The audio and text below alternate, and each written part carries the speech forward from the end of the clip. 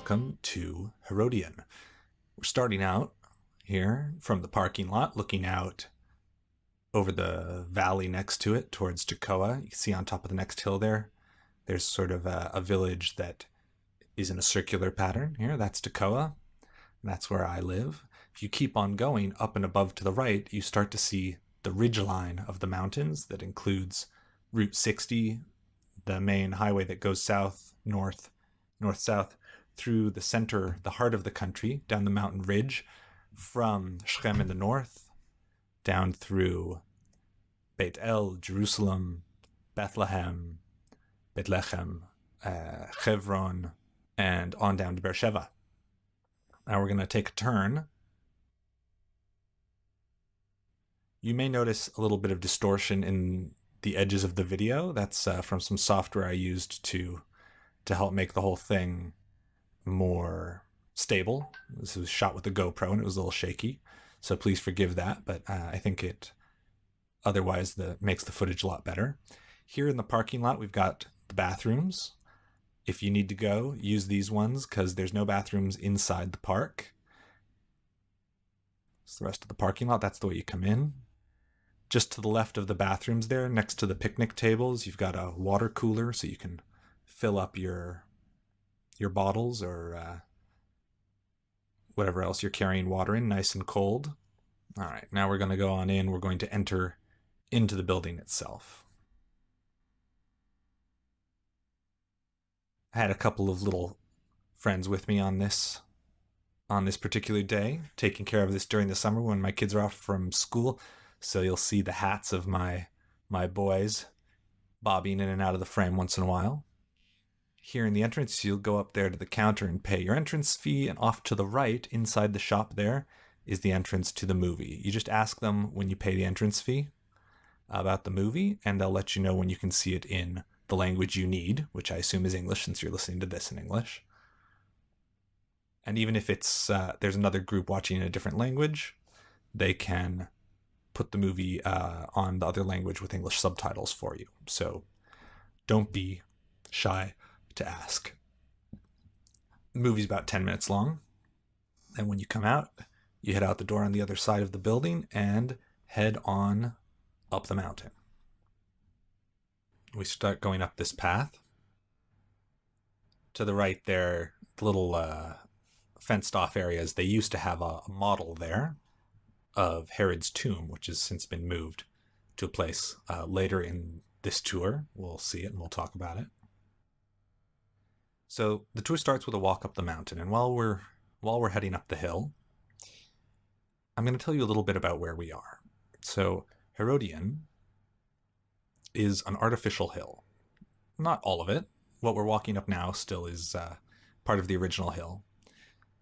And it was built up taller into a palace. Herod wanted to be able to see Jerusalem from the top, and the hill wasn't tall enough. So what did he do? He said, well, chop off the hill next to it, quarry it for stones, carry them over, and build me a palace double the height of the hill so that I can see Jerusalem, so I can see Yerushalayim. So why here and why to Yerushalayim? Why was Herod so stuck on doing that here? So I'm going to have a whole other video that you can find in the comments with a link or elsewhere in the playlist, depending on where you're viewing this, which will tell you all about the life of Herod. But for our purposes, Herod was a usurper who took over the kingdom of Judah from its quote-unquote rightful owners, its rightful ruling family, the Hasmoneans, who were the Maccabee family, the family of the Maccabees of Hanukkah fame, who defeated the Greeks, kicked them out of the country, and became the royal family for about 100 years. Herod killed off the last of them and took over with the help of the Romans. So Herod's story was essentially he came in as a bureaucrat, the son of another bureaucrat, who helped run the kingdom, really the empire, for the Hasmoneans. When the king died, he came in on the side of one son in a civil war, and eventually knocked off that son and took over himself. the other prince who was vying for the throne went in and got help from the Parthians, who were the eastern enemies of Rome. And Herod went to Rome to get help to fight against them, and was sent with a Roman legion back, marched towards Jerusalem, and according to Josephus, fought against them in the plain of Tekoa. Well, we just saw Tekoa out on the other side of the hill, right? And this area down below us here is the relatively flat area, most likely the quote-unquote plain of Tekoa, referred to in Josephus, where the battle would have taken place. And that's exactly where now, on the screen, you can see the lower palace. That's the lower part of the palace, and the bathhouse that's part of it, and the outdoor garden that would have had a nice pool with a little wet bar, and some quarters for people to stay, servants, etc., visitors. The upper palace, which is where we're going now, Herod built as the palace specially for himself, or had built, I should say. And when he saw that he was dying, which was a process that took a long time, he died of some, what today we would call lifestyle diseases, probably according to some doctors who have looked at the descriptions of his symptoms. They think some combination of venereal disease, kidney disease, and gout. So a very painful and long death. He knew it was coming, and he had this beautiful palace he had built and named after himself, after his victory over the Parthians.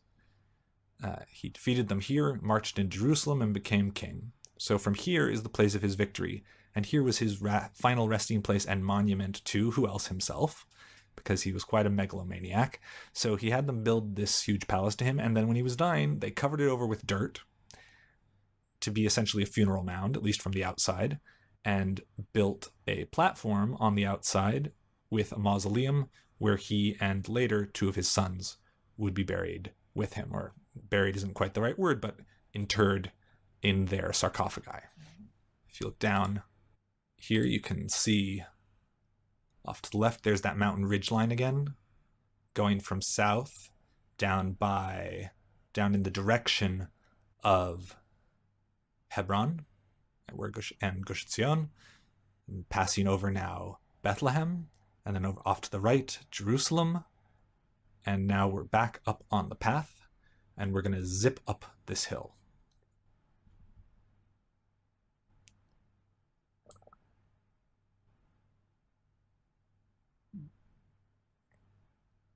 Don't worry, it's not as bad as it looks. It's steep, but it's only about a 5-minute walk up. Once you get to the top, you can take a bit of a breather, look around, and enjoy your newly enhanced view. You can see off there, you can see all the way to the Dead Sea. There you can see Jerusalem off in the distance, the Mount of Olives, and the very, very tiny bit of the old city down there. As we continue off to the left, that's Bethlehem. The mountain continues down towards Gush Etzion and eventually Hebron. And down below us there is the lower palace, which we saw